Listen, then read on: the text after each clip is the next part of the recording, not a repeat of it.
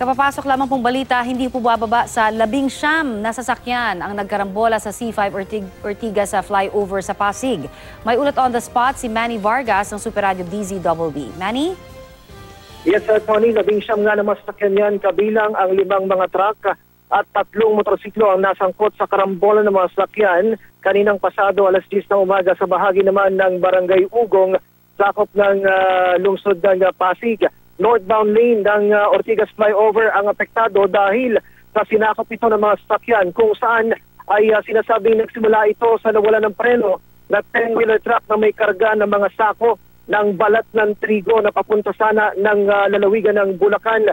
At dahil dito ay kanyang binangga yung mga sasakyan sa kanyang harapan kung saan 2-3 rito ay mga motorsiklo, yung isa ay pumailalim pa sa mga truck at ang rider ay dinala naman sa Medical City. Hindi mapamatiyak yung kondisyon itong naturang rider na hindi maganda o nasa maselang sitwasyon ang dalhin sa pagamutan ayon na rin sa mga rescuer mula sa Pasig City. Samantala ay isa naman na rider ang dinala sa St. Luke's Medical Center sa binigay ng Pasig City Police at isa pa sa mga nasaktan ay naroon sa lugar at hindi na nagpatid sa ospital bagamat ito'y binigyan ng paunang lunas ng mga rescuer na rumisponde. Tony? Yes, Manny, may balita ka ba kung nasa na mismo yung driver nitong bumangga at nagka-resulta nga ng karambola?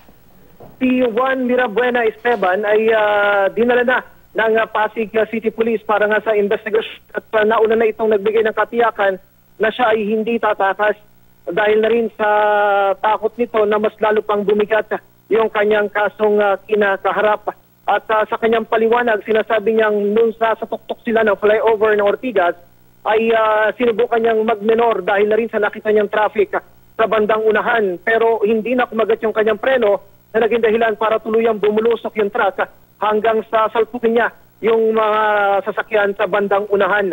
Ito ang pababang bahagi ng flyover. Connie? Yes, oo. Manny, may balita ka ba? Kamusta yung traffic dyan? Natanggal na ba yung mga nagkarambolang sasakyan? Nako, as of 10 minutes ago, ang traffic niya ay umabot na hanggang sa may lungsod ng Taguig at particular na sa Market batay sa impormasyong ibinigay ng MMDA Metro Base sa DCWB at sa GMA. At yung sasakyan kani-kanina ay hindi pa natatanggal dahil na rin sa yung isang closed van ay matindi yung tamang inabot habang yung isang taxi naman ay napipi harap at likod matapos itong maipit ng 3 mga truck. Kabilang na nga itong 10-wheeler truck na siyang pinagmulan itong nangyaring karambola.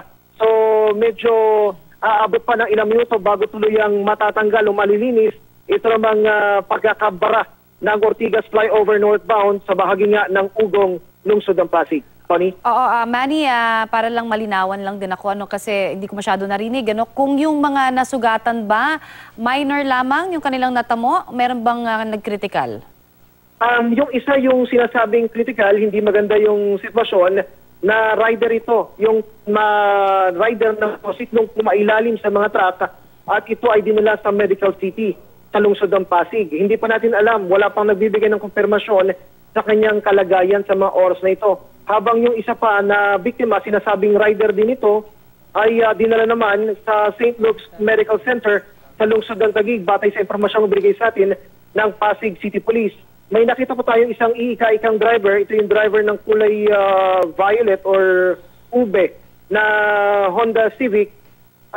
Ito ay naroon lamang sa lugar, hindi pa ito nagpapahatid sa ospital, bagamat ito nga ay binigyan ng paunang lunas ng mga dumating na rescuer. I see. Maraming salamat sa iyong ibinigay sa aming update, Manny. Balik sa inyo, Connie. Maraming salamat.